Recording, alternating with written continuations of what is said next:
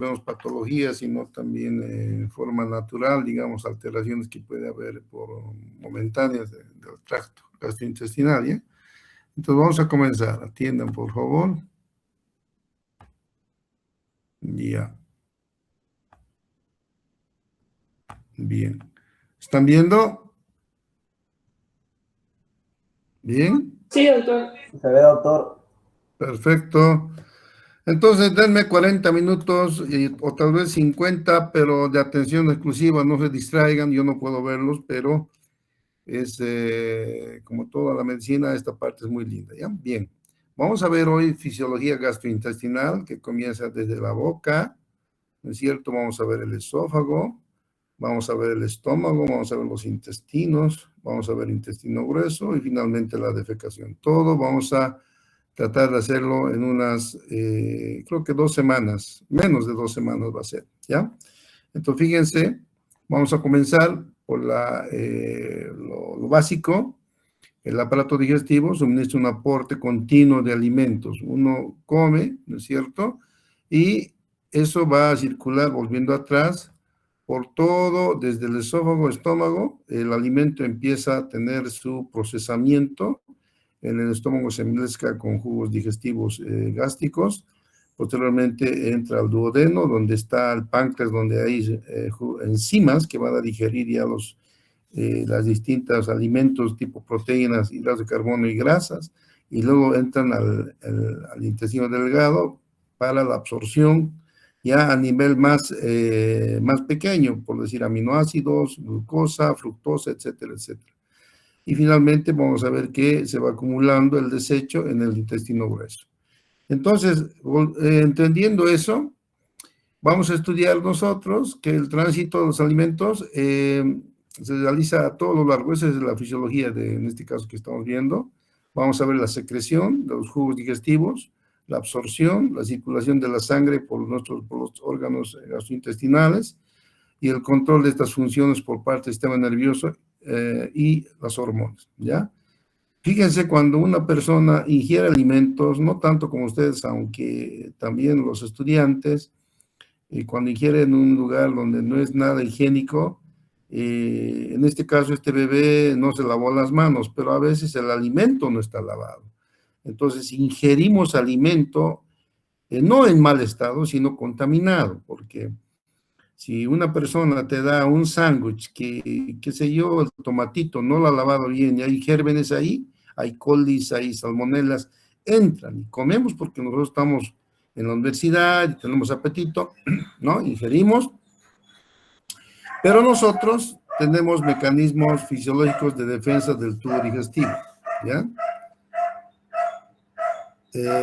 Ahora, estos mecanismos de defensa son la actividad antibacteriana del estómago, ¿no es cierto? Volviendo atrás, aquí nosotros tenemos, un momentito, a ver ese animal, voy a hacer la puerta.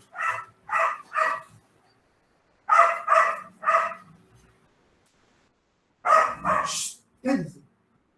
Cállense.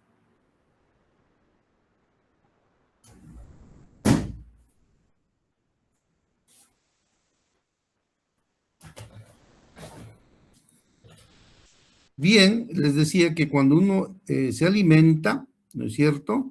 A veces puede tener una contaminación en el mismo alimento. Sin embargo, nosotros tenemos, vamos a ver, glándulas salivales, ahí tenemos enzimas, tenemos tialina, y entra el alimento y aquí es un medio ácido.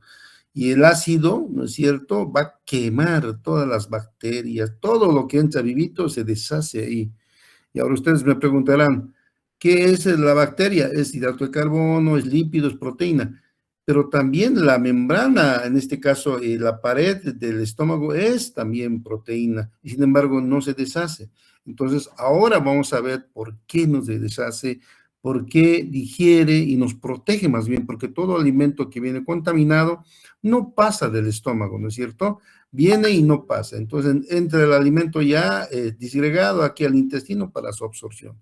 Entonces, volviendo a los mecanismos de defensa. El mecanismo de defensa, entonces, cuando ingerimos alimentos, es el pH del estómago, ¿no? las enzimas, porque las enzimas van a digerir precisamente las proteínas, hidratos de carbono, que es lo que tienen los microbios, las secreciones intestinales, cuando va pasando por el intestino, las secreciones también van a digerirlo.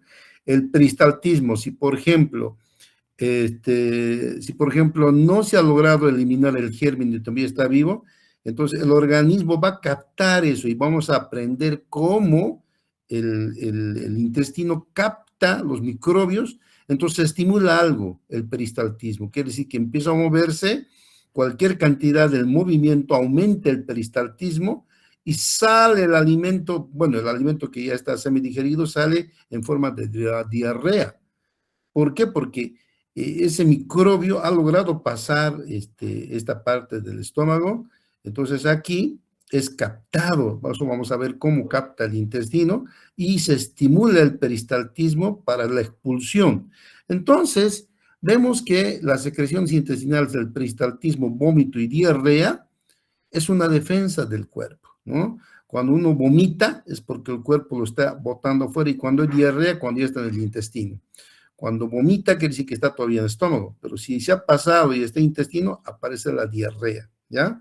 Ahora, nosotros en el intestino tenemos la flora intestinal normal, flora, así como la flora que tenemos, fíjense, en la vida, ¿no es cierto?, los animalitos que están en la selva, nosotros aquí tenemos flora, desde la boca tenemos flora, esófago, estómago, intestino, tenemos una flora intestinal saprófita.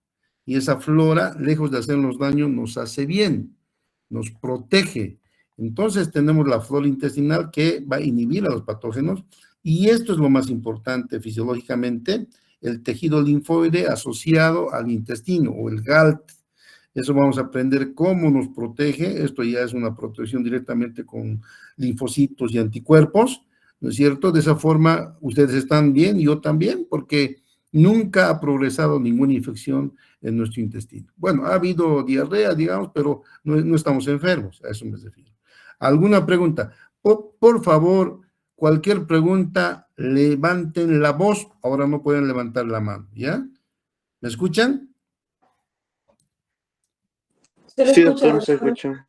Sí, doctor, se Perfecto. escucha. Perfecto, entonces no pierdan la vista. Vamos adelante. ¿Por qué es importante el sistema digestivo? ¿Por qué? Porque el sistema nervioso entérico en el cual está, bueno, el sistema digestivo contiene el sistema nervioso entérico. El sistema nervioso entérico es considerado un segundo cerebro. Tenemos aquí el primer cerebro y aquí el segundo cerebro. ¿Por qué segundo cerebro? Porque la médula espinal tiene tantas neuronas como tiene el sistema nervioso entérico, tiene cualquier cantidad de neuronas. Y por otra parte, vamos a ver que entre estos dos cerebros, el cerebro que vamos a estudiar en neuro y el segundo cerebro que es el sistema digestivo, tienen una independencia. Este cerebro tiene sus propias cualidades, su propia fisiología que vamos a aprender, que nosotros podemos manejar con la voluntad, con la región subcortical, etcétera. Pero aquí esto se maneja solito. El segundo cerebro, que es el sistema digestivo, se maneja solito, puede procesar. ¿A qué se refiere que es cerebro? Porque así mismo se controla, así mismo se procesa y así mismo también se cura. O sea, por eso ya ha nacido ese concepto de segundo cerebro.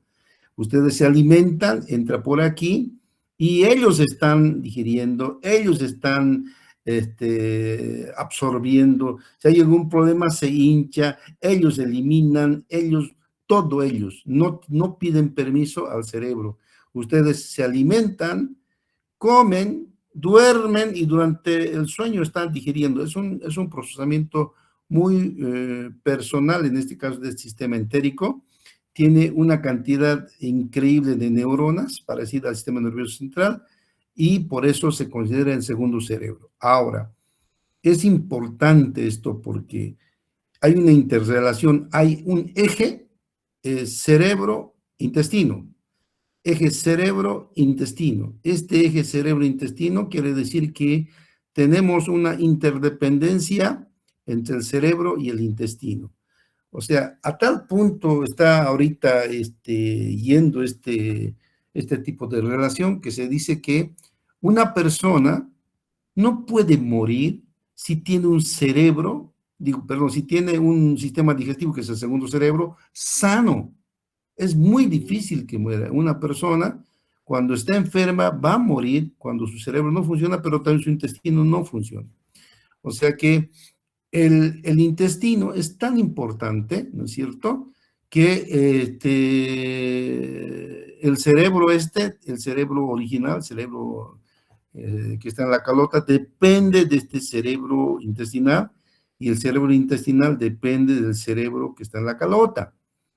Fíjense, si nosotros tenemos una digestión apropiada, si nosotros tenemos una absorción apropiada, si no hay dolor, si hay una normalidad en el flujo del alimento hasta el intestino grueso, estamos siempre bien. ¿Por qué? Porque cuando hay un buen funcionamiento del sistema digestivo, nosotros formamos una hormona que se llama la serotonina.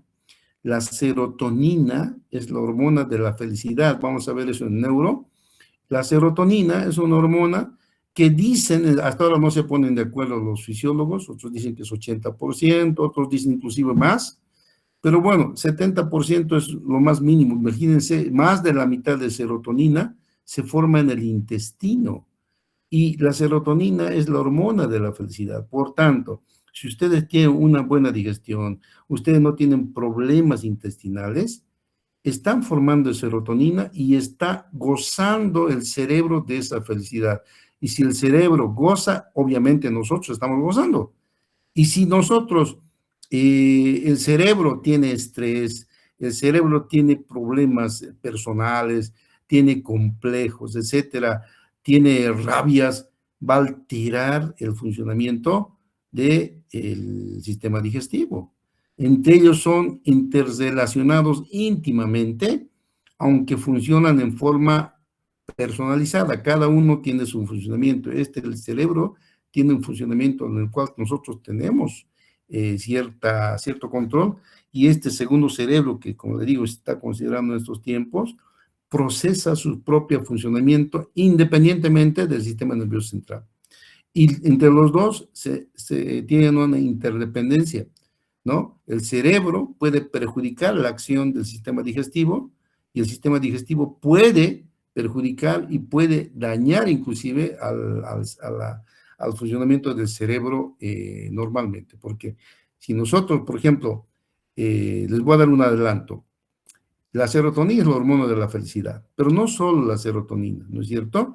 Entonces, si nuestro intestino no tiene los probióticos, quiere decir los gérmenes apropiados, los probióticos, los saprófitos que tenemos, son los que en su mayoría, van a producir la serotonina a partir del triptófano. Aquí tenemos estos gérmenes que van produciendo constantemente.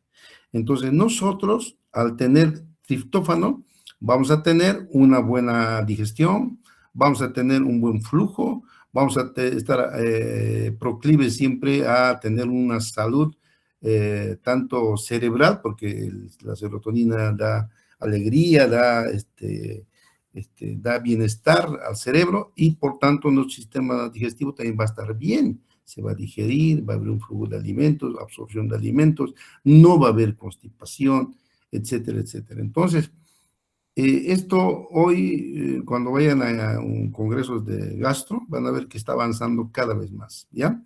Entonces, eso es importante. No sé si hay alguna pregunta hasta aquí. Vamos adelante. Entonces, vamos a ver la estructura anatómico-funcional del intestino. Fíjense, si nosotros empezamos a contar desde el estómago, es un tubo, todos hemos visto en anatomía, es un tubo largo, ¿no es cierto?, hasta que va a conectar al intestino grueso. Tiene más o menos unos 7 metros, nosotros podemos contar en el cadáver, porque cuando la persona muere, se pierde el tono y entonces aumenta la largura, entonces hace 7 metros. pero en vivo es de 4 a 6 metros, o sea, más cortito, porque hay el tono muscular, en este caso de musculatura lisa, y el tono, entonces achica todo el largo del intestino, se achica, ¿ya? Ahora, fíjense, el intestino está distribuido según la forma de absorción, ¿no? Aquí, en la parte del duodeno, vamos a tener nosotros la parte, diría, más importante, donde se secreta, aquí tenemos el páncreas, y aquí se secretan las hormonas que van a digerir, y la parte del yeyuno, ¿no? Hasta el ilion se va a producir la absorción de todos los hidratos de carbono, proteínas, grasas, y aquí se absorben las vitaminas y la vitamina B12 más que todo y las sales biliares. Entonces, está estructurado de esa forma el intestino y finalmente llega aquí ya lo que prácticamente no sirve para ser eliminado, ¿ya? Ahora vamos a ver parte por parte del intestino, fíjense. Si nosotros hacemos un corte al intestino delgado, fíjense, vamos a tener de afuera para adentro, vamos a tener una serosa, ¿no es cierto? Que ustedes han visto en el cadáver, una serosa, de que está envolviendo al intestino prácticamente. Por debajo tenemos un músculo liso longitudinal, y un músculo liso circular. Entonces, dos capas, músculo liso longitudinal, músculo liso circular, ¿ya? Al medio tenemos nosotros un plexo nervioso. Por debajo del músculo circular tenemos la submucosa, que es grande, y por debajo de la submucosa tenemos la mucosa intestinal. Ahí es donde se produce la digestión propiamente dicha de los alimentos. Entonces, esta parte es necesario entender, fíjense, serosa, etcétera, está aquí, y vamos a ver nosotros que la lámina propia que está aquí en cada velocidad intestinal, la lámina propia, ahí están los vasos sanguíneos que van a nutrir a los enterocitos aquí en la lámina propia. Es muy importante entender esto porque la lámina propia, ahí están los vasos que tienen los nutrientes, pero también cuando hay sangrado del intestino es porque se ha lesionado los enterocitos hasta la lámina propia donde están los vasos. Entonces eso es necesario entender porque el próximo año van a tener mucho de la parte de la fisiopatología, ¿ya? Vamos adelante. Fíjense, nosotros tenemos aquí diferentes cortes del intestino delgado y vamos a ver que si nosotros sacamos un pedazo de intestino, vamos a ver aquí las famosas válvulas conniventes. Estas son las válvulas conniventes que están tapizadas por las vellosidades intestinales. Estas son las vellosidades intestinales, estas son las válvulas conniventes. Y si nosotros vemos un pedacito de velocidad, vamos a ver que es así ese pedacito. Fíjense, ahí está la capa muscular longitudinal circular del intestino, y ahí están los vasos. Esta es la lámina propia, esta parte donde están los vasos, y aquí están los enterocitos, fíjense, tan pequeñito, ¿no? Y si nosotros quitamos un pedacito de esto, una velocidad intestinal, va a ser esto.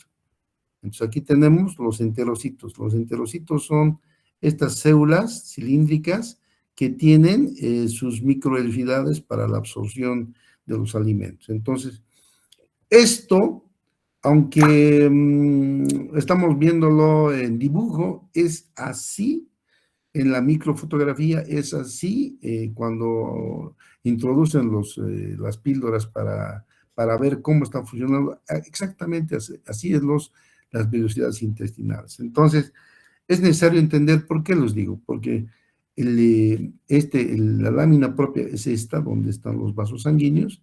Fíjense, esta parte de los enterocitos, ¿no? Los que van a absorber estos enterocitos están aquí tapizando a la velocidad intestinal. Y aquí están los vasos sanguíneos. Entonces, fíjense, aquí toda esta capa es de enterocitos.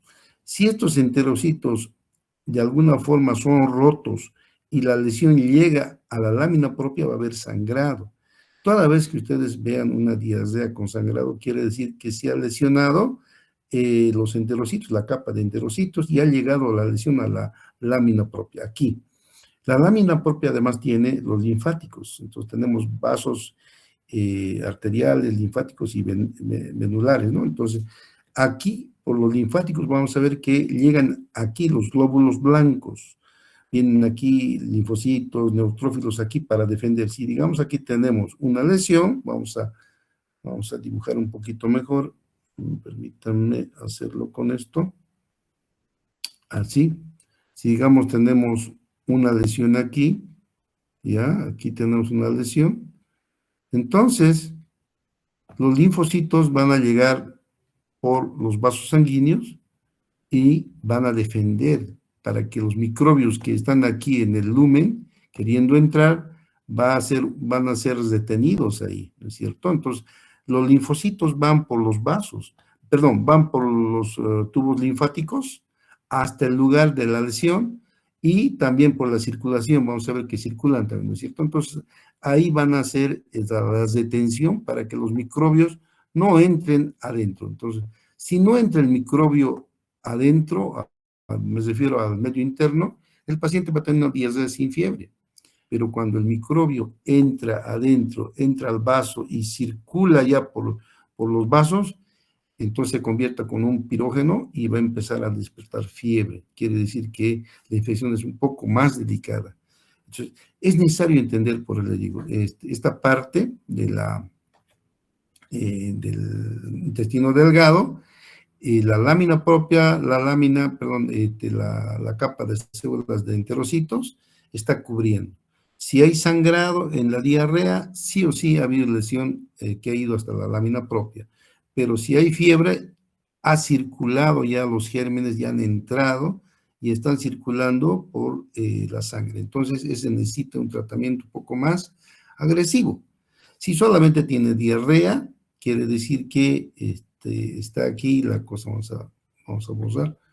Si solo tiene diarrea, entonces puede ser por muchas causas. Una de las causas es, fíjense, simplemente que no hay absorción. Cuando hay microbios que se entran aquí y lo tapizan, lo cierran la absorción, o sea, las microvellosidades ya no funcionan, están taponadas. O sea, el alimento viene aquí, se acumula, por ósmosis se produce salida de líquido y salida como diarrea, es un tipo. Pero toda vez que hay lesión, el germen es un germen necrotizante, o sea, ha eliminado a los enterocitos y ha llegado a la lámina propia y sangra. Y por eso es necesario entender la fisiología para poder hacer la corrección necesaria. Si se dan cuenta, aquí están las criptas. Aquí les he dicho ya de entrada hace tiempo que en las criptas de Leverkusen se produce la secreción. ¿Secreción de qué? Secreción de cloro, potasio, bicarbonato, ¿no? Se secreta hacia el lumen, ¿no? Y normalmente se secreta y se absorbe aquí. Pero cuando hay lesión o cuando está taponado, cuando hay algo que no permite la absorción, entonces se acumula en el lumen y aparece ósmosis y atrae agua y aparece la diarrea.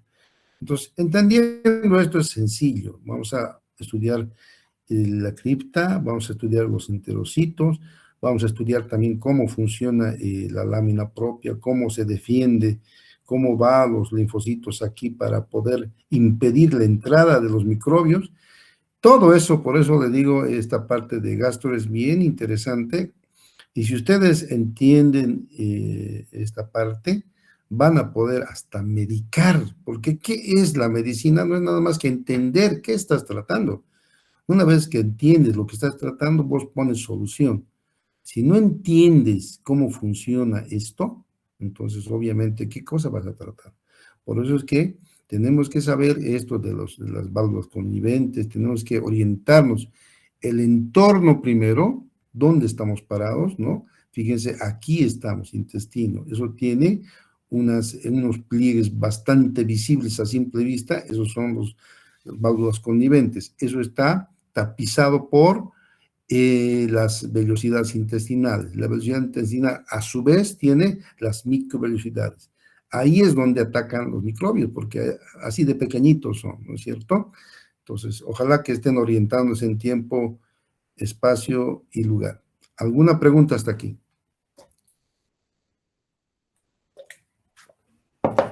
No, Bueno, sí, dime.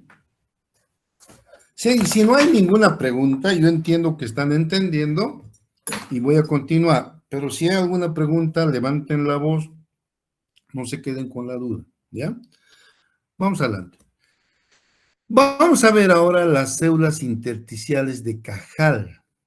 El intestino tiene movimientos de propulsión, fíjense, va siempre moviendo, es como cuando ustedes han regado en sus jardines, quieren que el agua vaya adelante, se lo mueve así y entonces va el agua hasta que sale. Igual tiene ese movimiento, pero bien suavecito de propulsión. Esos movimientos los da las células intersticiales de Cajal.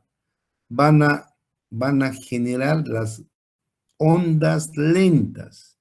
Esto que ven aquí son las ondas lentas, no son potenciales de acción, no confundan, pero se forman por la entrada de calcio, sodio, despolarizando, pero no llega a ser potencial. Entonces, ahí son movimientos oscilantes en el intestino y simplemente se mueve para que vaya avanzando el contenido intestinal, nada más.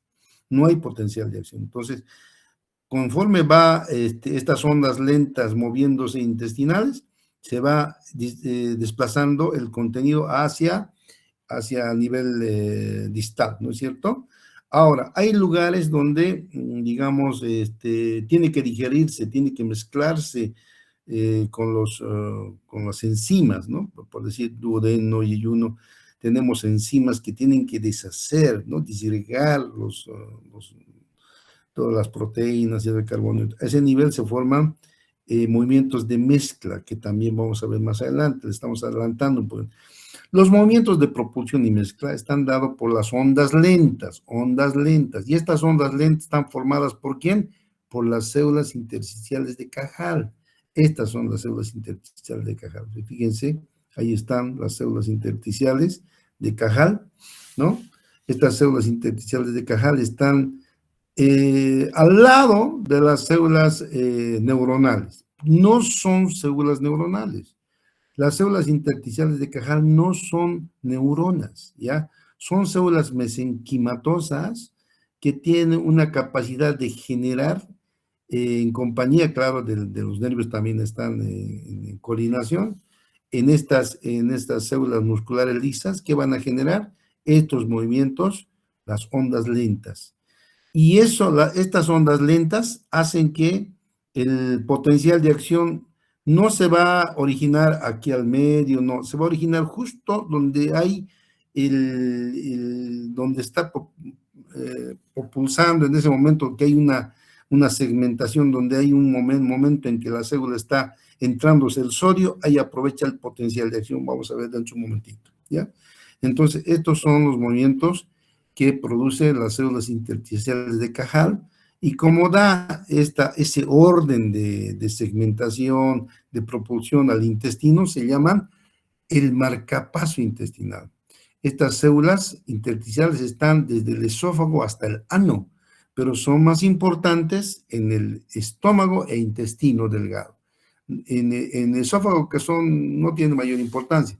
En estómago, en cambio, y intestino, depende de ellos el marcapaso intestinal. Entonces, siempre va a haber este tipo de propulsión ordenadito en ondas segmentarias, ¿no es cierto?, de mezcla y de propulsión, sin que haya potencial todavía. Vamos a ver, el potencial de acción es muy diferente, ¿ya? Entonces, las ondas lentas, repito, están provocadas por estas células que se llaman células intersticiales de Cajal, ¿ya? Están entre las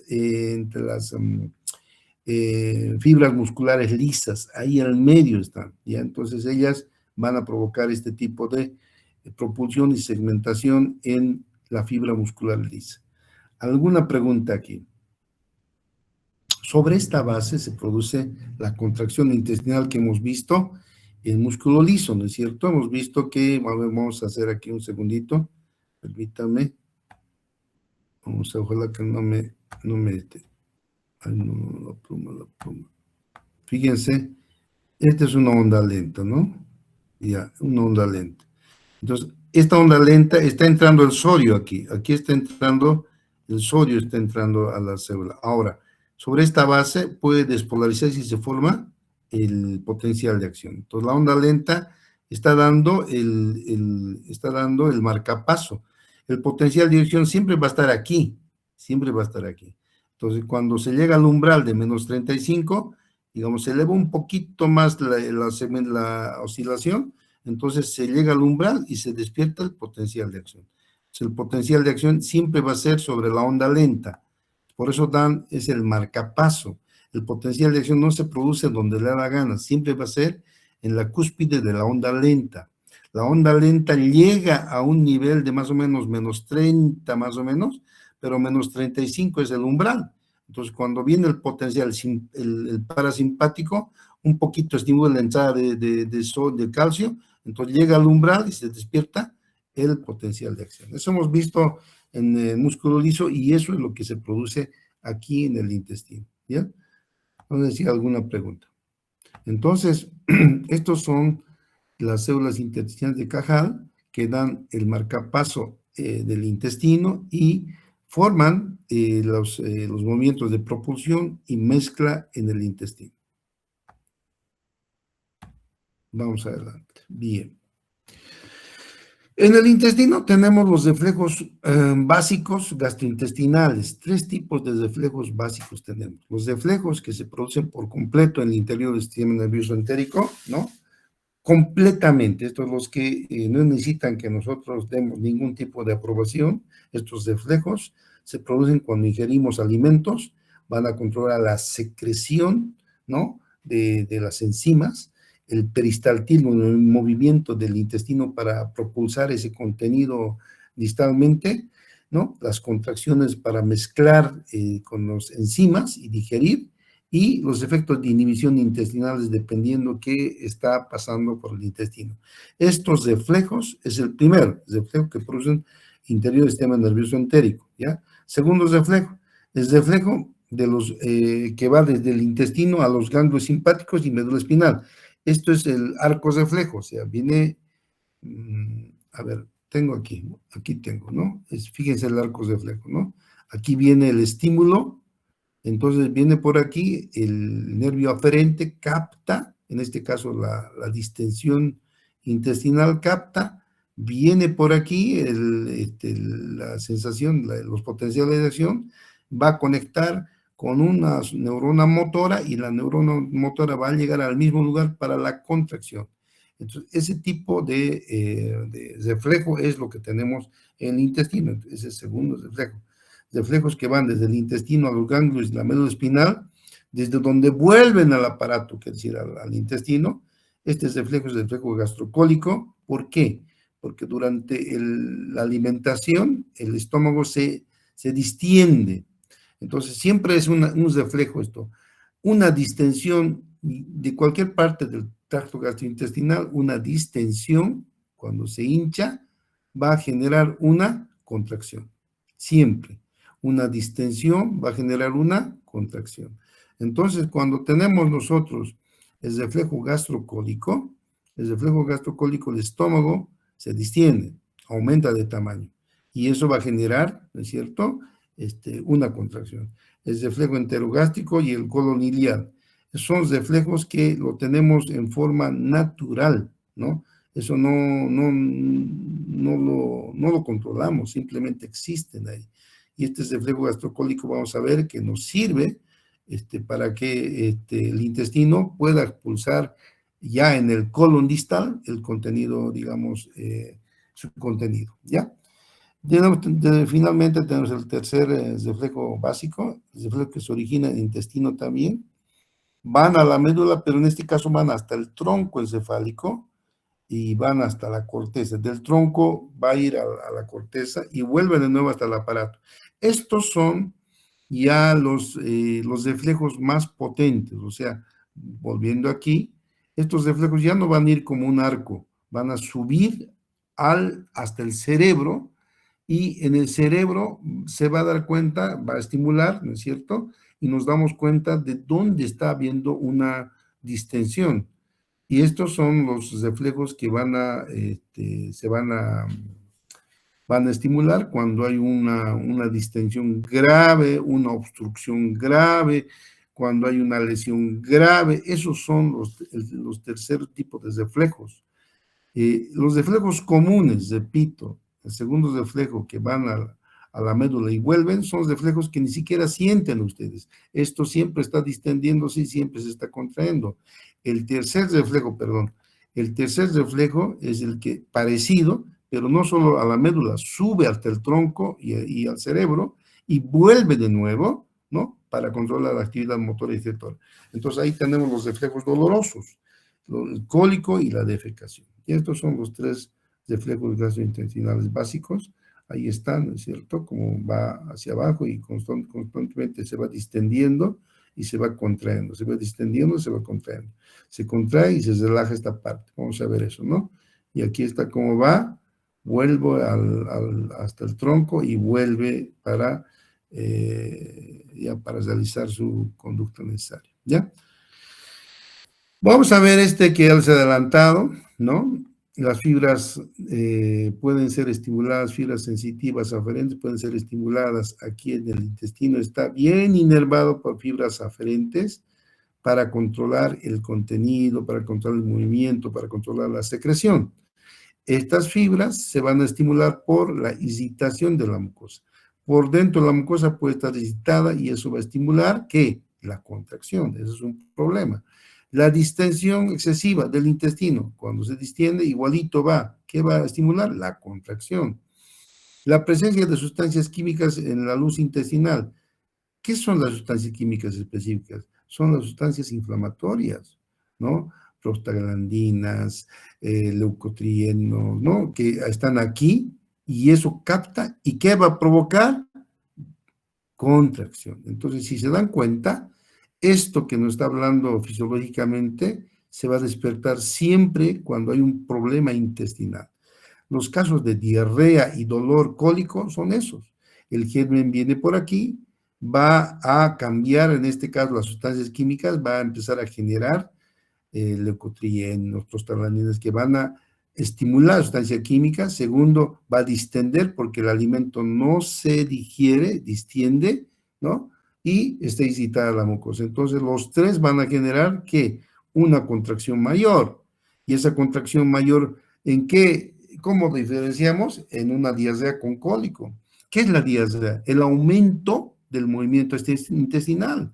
El peristaltismo aumenta y las contracciones son más fuertes. Normalmente la contracción no la sentimos, pero una diarrea sí la sentimos. ¿Por qué? Por esta situación. En tanto nosotros no solucionamos la irritación de la mucosa, no solucionamos la distensión excesiva y estas sustancias químicas nosotros no las neutralicemos, va a seguir estimulando y va a seguir la contracción. Toda vez que hay un dolor intestinal, ustedes tienen que primero ver qué está pasando, ¿no? Puede ser simplemente una distensión nomás por algún alimento que no han podido digerir. Ya en ese caso no va a haber, va a ser solo una estimulación nomás, no va a ser muy fuerte, pero una excitación ya quiere decir que ya la mucosa está inflamada y hay también sustancias químicas que están todas ellas estimulando a la contracción y por tanto a la diarrea y al dolor cólico en el paciente. ¿Ya? ¿Alguna pregunta hasta aquí? Vamos adelante. El control nervioso del sistema gastrointestinal está dado por el plexo mientérico y el plexo submucoso de Meissner. El mientérico es el de Auerbach, aquí tenemos. Fíjense las fibras musculares longitudinales y las circulares, ¿no? Este es el intestino, esta es la luz intestinal, y al medio, entre la musculatura longitudinal y circular, tenemos el plexo mientérico. Ahí están las fibras que van a provocar lo que estamos hablando, la contracción tónica, ¿no es cierto? Los cólicos, este nivel se contrae, ¿ya? Y tenemos el plexo submucoso de Meissner, precisamente entre el músculo circular y la submucosa. Está en la submucosa del intestino, el plexo submucoso, por eso es en la submucosa, el de Meissner, ¿ya? ¿Qué va a regular esto? Aquí tenemos nosotros glándulas. Las glándulas van a secretar enzimas. ¿Para qué? Para la digestión de alimentos. Entonces, este plexo submucoso, el de Meissner, va a estimular que la contracción de estas glándulas para sacar su producto y digerir en la luz del intestino, del intestino delgado, ¿ya? Esos son el control nervioso de la función gastrointestinal. Ya sabemos que el control autónomo está dado por el parasimpático y el simpático. El simpático va a estimular, ¿no? Y el parasimpático va a estimular y el simpático va a inhibir. Uno es cráneo-sacro y el otro es tóraco-lumbar. ¿Ya? Entonces, estos son los dos tipos aquí está, la parte del simpático que está inervando prácticamente todo el sistema digestivo y el nervio vago que también está inervando todo el sistema digestivo junto con su parte pélvica. ¿Ya? Entonces, esto es importante. Una estimulación intensa del simpático puede detener el tránsito, puede directamente inhibir. En ese caso, el intestino está silencioso. Entonces, cuando el intestino está estimulado por el simpático, está silencioso, los movimientos ya no se producen. Y cuando hay el parasimpático, al revés, estimula el movimiento y hasta puede llegar a dar procesos de diarrea, ¿no es cierto? Por nada más del estímulo parasimpático. Esto, por favor, entiendan, la circulación esplácnica. La circulación esplácnica siempre es una pregunta de examen, tanto en el gastro como en el final. ¿Por qué es importante la circulación esplácnica? Fíjense, esta es la circulación esplácnica. Esto. La sangre que está circulando por el hígado, por el vaso, por el estómago, páncreas, intestino delgado y colon. Esta cantidad de sangre es tan grande que es el 25% de la cantidad total del volumen. Entonces, fíjense, el 25% está como si fuera un depósito de sangre. Cuando esto es exprimido, cuando hay vasoconstricción aquí, todo sale, la sangre. Entonces aquí se queda un delgadito, se queda y toda la sangre exprimida va ¿a dónde? Aquí a la arteria. ¿Y eso dónde va a ir? Al corazón, al cerebro, donde necesita, porque eso, vamos a ver, compensa esta parte, esta sangre está para compensar. Entonces, esta es la circulación esplánica, y aquí está lo que les decía, ¿no? 25% volumen sanguíneo, tubo digestivo, vaso, páncreas, etcétera, etcétera, ¿ya? Ahora, este flujo sanguíneo, este de aquí, ¿no es cierto? Que es el flujo del vaso, páncreas, hígado, intestino, aumenta ¿cuándo? Hasta 8 veces por la actividad, por la digestión. Cuando ustedes comen, 8 veces. Entonces, cualquier cantidad de sangre está circulando aquí, cuando no saben ustedes cómo cuando ustedes se alimentan, está circulando en el tubo digestivo, porque todo necesita, este alimento tiene que ser digerido, entonces desde el estómago está funcionando intestino delgado. Entonces, la circulación aumenta hasta 8 veces. Entonces, deja poco espacio al cerebro, deja poco espacio al músculo. Por eso que cuando uno come bien, da sueño a veces, a nosotros, al menos los mayores, ustedes tal vez jóvenes toleran mejor, pero da sueño. Y es un error comer y después de eso querer jugar. Es un error fatal. Porque si ustedes comen su almuerzo bien comido, buen bife, todo lo que ustedes quieran y rico, entonces el flujo se va ahí. Y la sangre que está circulando ahí en el cerebro, en los músculos, más están en el abdomen, aquí está, ¿no es cierto? Y ustedes ordenan en el cerebro que haga ejercicio porque empieza a jugar fútbol. ¿Qué va a pasar? Ya no se digiere, pues. El estómago ya no va a poder digerir porque la sangre está más en el músculo y en el cerebro. Entonces, ¿qué va a pasar? Va a empezar a tener vómito el paciente. Y esto yo lo he vivido, y ustedes, si es que han tenido alguna ocasión cuando después de almorzar se les ocurre hacer ejercicio, jugar fútbol, jugar básquet, inclusive ir a la piscina, donde hagan ejercicio, la sangre se va a los músculos, al cerebro, ¿no? Y ya no se va porque necesitamos hasta 8%, fíjense, hasta 8 veces más circula cuando hay alimentación. Entonces, la sangre se va a la fuerza, porque ustedes saben que en este caso, cuando uno se alimenta, el intestino se autoprocesa. La sangre está circulando ahí para digerir y ya no hay la suficiente sangre en músculos, en cerebro. Entonces, es un error nosotros forzar el simpático para que haya sangre en el cerebro, haya sangre en los músculos, el simpático, pero el simpático va a provocar una atonía aquí, no va a haber circulación esplácnica y eso va a provocar una indigestión brutal. Entonces, es un problema, ¿ya? No sé si alguien está confundido por esto, es bien claro.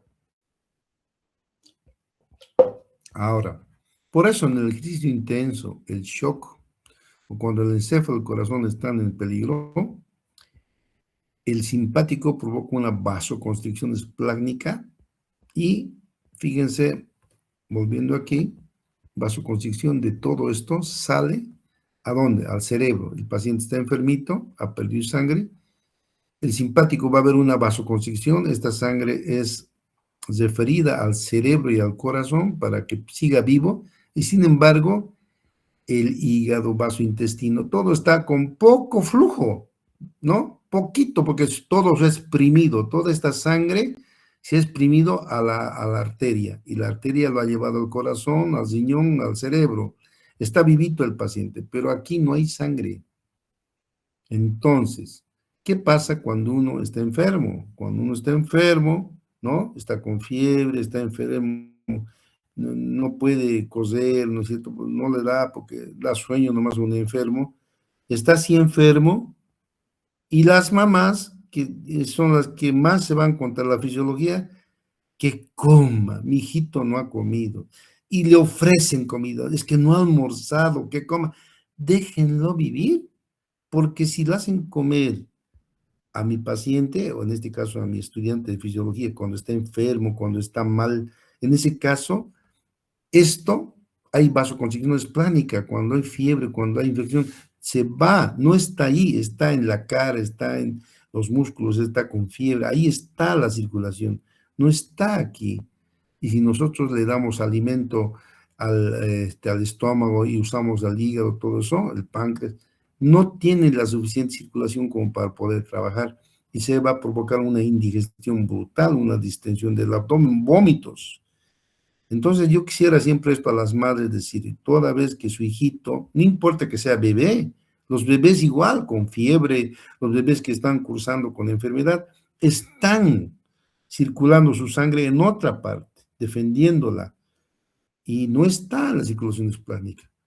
Y si nosotros le hacemos comer, lo único que vamos a provocar es indigestión y vómitos, ¿ya? Entonces, esto está aquí, ¿no es cierto? Lo van a leer con calma, ¿no? Se provoca una autotransfusión cuando hay pérdida de sangre, un 20% del volumen sanguíneo está aquí, autotransfusión al sistema circulatorio para poder salvar la vida. Entonces, la vasoconstricción esplácnica es el primer mecanismo que actúa en defensa del volumen cuando se pierde. ¿Alguna pregunta aquí? Tal vez alguien tenga alguna duda, levante la voz, por favor. ¿Alguna pregunta? Bien, vamos adelante. Vamos a ver algo de tránsito y mezcla de los alimentos, ¿no es cierto? Fíjense, todos tenemos, gracias a Dios, estamos sanitos y podemos gozar del alimento, es un placer, porque si no fuera eso, no comeríamos nosotros, ¿no es cierto? Entonces, fíjense, nosotros tenemos Tienes toda la razón. una fuerza de masticación, no sé si ha aprendido esto, una fuerza de masticación aquí de 25 kilos en los incisivos. Por eso es que uno al morder puede hasta eliminar dedos, puede eliminar orejas, todo, porque la fuerza que tenemos en los incisivos es 25 kilos, ¿no? Y peor también los molares, 100 kilos. Tan fuerte mordemos con los dientes que si mordemos un metal, la fuerza, como no podemos romper el metal, se rompe el diente. Imaginen ustedes, tanta es la fuerza, ¿no? Entonces, esa fuerza usamos nosotros ¿para qué? Para disgregar el alimento, para deducirlo a una papilla, algo, qué sé yo, un bife, algo así, necesita ser machacado, ¿no? Con los dientes, y esa fuerza a veces no calculamos, ¿no? Hay que tener mucho cuidado, porque si ustedes se alimentan y sobre eso está una piedra, no sé, algún metal, pueden romperse los dientes porque es bien fuerte en ese momento los incisivos tienen una fuerza sumamente importante, ¿ya? Ahora, una vez que hemos deshecho los alimentos, deglutimos, ¿no? Entonces, la deglución, fíjense aquí en esta parte, esto es un proceso reflejo. El alimento viene aquí y simplemente hay un reflejo de deglución. Entonces, antes de eso hay una fase voluntaria, ¿no? Entonces, la fase voluntaria es nosotros llevamos al alimento hasta el inicio de la faringe, ¿no? Y una vez que llega aquí, entonces se produce la fase involuntaria de la deglución porque es un reflejo. Basta que entra ahí el alimento y se pasa al esófago, ¿ya? Eso está controlado, fase faringe involuntaria, por el centro de la deglución, que está en el bulbo y en la protuberancia. No es nada. Nada está hecho al azar en nuestra fisiología. Todo está hecho bajo un control absoluto, ¿ya? Y luego de eso viene la fase esofágica de los alimentos, que es involuntaria. Una vez que nosotros introducimos los alimentos, vienen por aquí, pasan hasta el estómago. Tenemos dos tipos de peristaltismo. El peristaltismo primario se inicia aquí, en la faringe se inicia, y tenemos el peristaltismo secundario. El secundario está dado por la distensión. El primario es el que va a empujar, la onda que empuja el alimento hacia el estómago, y el secundario es cuando el bolo alimenticio se queda. Aquí vamos a ver, aquí tengo un dibujito, fíjense. Aquí ha venido el alimento, ha entrado por aquí, y aquí se quedó ahí trancado, una papa que no ha pasado y es bien gruesa la papa.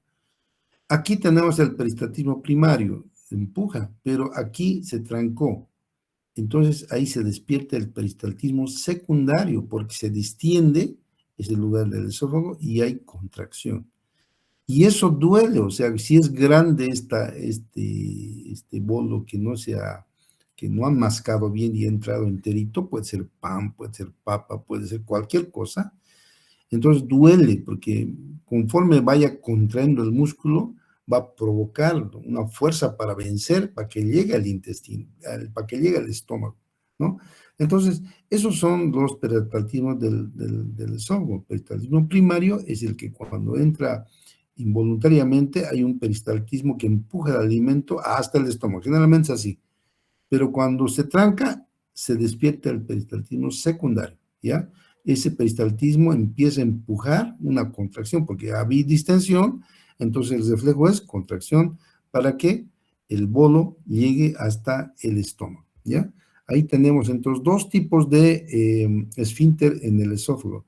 El esfínter esofágico superior y el esfínter esofágico inferior.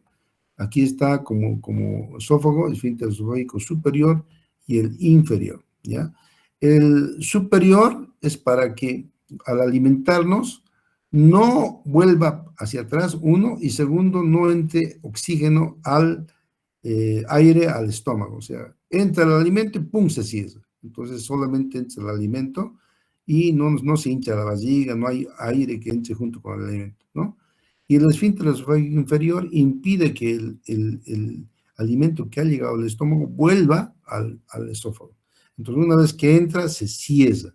Estos dos esfínteres son fisiológicos y lamentablemente funcionan solamente desde la segunda niñez. En la primera niñez, los bebitos, los chiquitingos que han nacido de un mesecito, así, los recién nacidos, un mes, 2 meses, todavía no está maduro este esfínter. Por tanto, el alimento puede salirse, la leche se sale por la boca en los bebés. Pero este esfínter va a madurar, ¿no es cierto? Y ya en la segunda parte de la niñez ya está maduro, pero a veces en la primera, recién nacidos, primer mes, segundo, tercer mes, todavía hay reflujo, se llama, reflujo, que como no está maduro, si nosotros al bebé le ponemos de espalda, se puede salir la leche. Por tanto, siempre después de alimentar a un bebé hay que ponerlo de piecito. Tenemos que mantenerlo de piecito, ¿ya? ¿Alguna pregunta por aquí? Aquí están algunos factores cuando el alimento viene. como alimentos grasos picantes, el ajo, etcétera. Fíjense, el tabaco, el alcohol, pueden relajar el esfínter esofágico inferior. Este esfínter se relaja, ¿y qué va a pasar?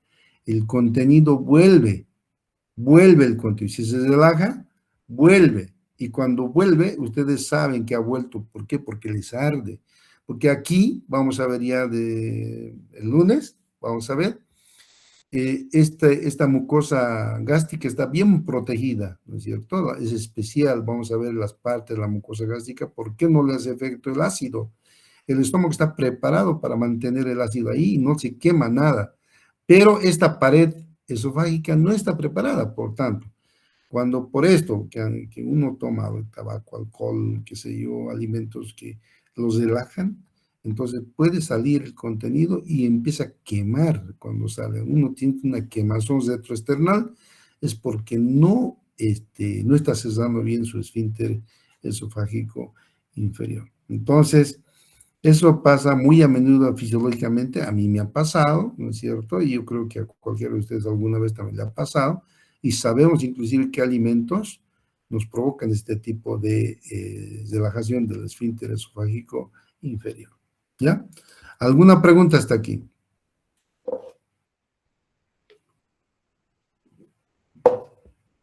Bien, vamos adelante. Esto finalmente vamos a avanzar hoy, las funciones motoras del estómago. Fíjense, les voy a dar directamente aquí, esto van a leerlo ustedes, ¿no? Fíjense, almacena alimentos, hay vaciamiento gástrico, regulación del vaciamiento gástrico, retroalimentación hormonal del duodeno, y esto van a leerlo, y yo también voy a darles un poco más claro. Sin embargo, vamos comenzando por lo básico. El estómago es una parte especial, no es como el intestino.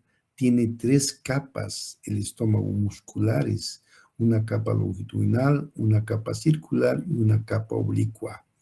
Es grueso el estómago, no es como el intestino. Inclusive el estómago que ustedes compran del súper o del mercado, ese blanquito, es similar a nosotros. Si uno lo analiza, ahí están las capas longitudinal, circular y oblicua.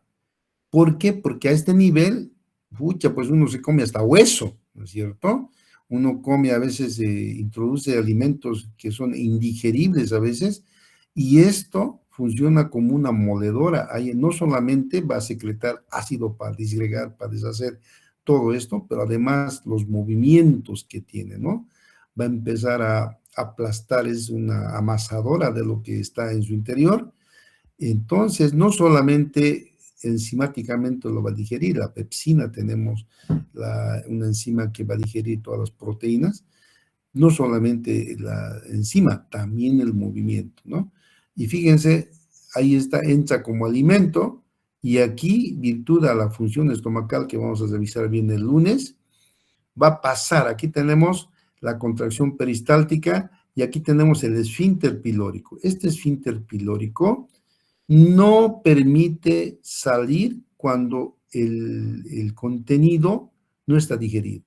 O sea, el esfínter pilórico, vamos a ver los reflejos, cuando uno ha ingerido y todavía no está digerido como para que pase al duodeno, entonces ahí tenemos sensores aquí en el duodeno que van a captar si es que este contenido está bien digerido en el estómago. Si todavía no está semidigerido, lo siento mucho, se cierra y nuevamente empieza, ¿no? Fíjense, se ha cerrado y está volviendo atrás para seguir trabajando. Por eso, los alimentos que nosotros ingerimos, si son muy pesados, nos duran horas. Por decir, nos comemos algo muy pesado a mediodía, digo, nos dura hasta las 6, inclusive hasta el día siguiente, ya no queremos comer. ¿Por qué? Porque no pasa, pues, pasa de a poquito. El esfínter pilórico deja pasar lo que está digerido, el resto, lo siento mucho, se cierra y sigue ahí trabajando nuestro estómago, ¿no? Y eso fisiológicamente creo que todos han probado alguna vez alguna cosa que es muy pesada para digerir, y uno ya sabe, dice, no, yo como eso y me dura, qué sé yo, hasta la noche, desde el almuerzo. Pero también hay cosas suavitas que uno puede ingerir. Uno ingiere, por decir, las frutas, verduras, uno ingiere 1 hora y ya está afuera. y ya tiene uno, y ya el estómago está vacío ya. No es necesario usted un platanito, qué sé yo, manzanita, cosas así. Comen en la mañana, a las 10 ya está vacío, su estómago quieren más, pero a ver, coman algo pesado en la mañana, no les va a pedir el estómago hasta mediodía, porque todavía está digiriendo, tardan. Fíjense, si predominan los hidratos de carbono, 1 o 2 horas, suficiente. Pero si hay predominancia de proteínas, 2 a 4 horas, inclusive si hay grasas, 4 horas y más todavía, más, ¿no? Entonces, eso vamos a ver el día lunes, cómo entra el alimento, cómo se digiere, cómo funciona este esfínter pilórico y cómo hay cuando hay hay un retroceso del alimento para que vuelva a digerir. Vamos a ver también la membrana que tiene el estómago para no dañarse y cómo pasa al duodeno y en el duodeno cómo va a empezar a secretar enzimas que van a digerir, porque aquí son una parte, se deshace lo que está grande, lo que está... nosotros comemos pedazos, ¿no es cierto? Pedazos de carne, pedazos de pollo, hasta huesos. Yo he visto colegas que comen, ni siquiera lo mascan, ni siquiera agarran 2 mascaditas a un pedazo de bife, adentro, enterito entra. Entonces, imagínense, pobre estómago, está ahí deshaciendo ese pedazo de bife, peor si tiene mucho nervio, va a tardar en digerir. Entonces, por eso la masticación es muy importante. Si uno mastica, entonces hay más opción de digestión más rápida. ¿Por qué? Porque los jugos gástricos tienen más contacto con el alimento, pero si uno le mete enterito, tarda más y ese esfínter va a estar cerrado, ¿ya? Entonces esta parte de la digestión es hermoso, vamos a ver el vómito, vamos a ver todo esto que es fisiológico, vamos a ver todo lo natural. Les pido que la próxima semana no se falten ni un día a esto de gastro, más bien que ahora no tenemos exámenes ni nada, van a poder bien. El práctico, por favor, el día lunes, práctica normal, ¿ya? Y ahí vamos a ver el práctico y vamos a corregir todos los prácticos que han hecho. El lunes comenzamos con el paralelo 1 y el martes con el paralelo 2, ¿ya? Hasta aquí vamos a quedar, jóvenes. ¿Alguna pregunta?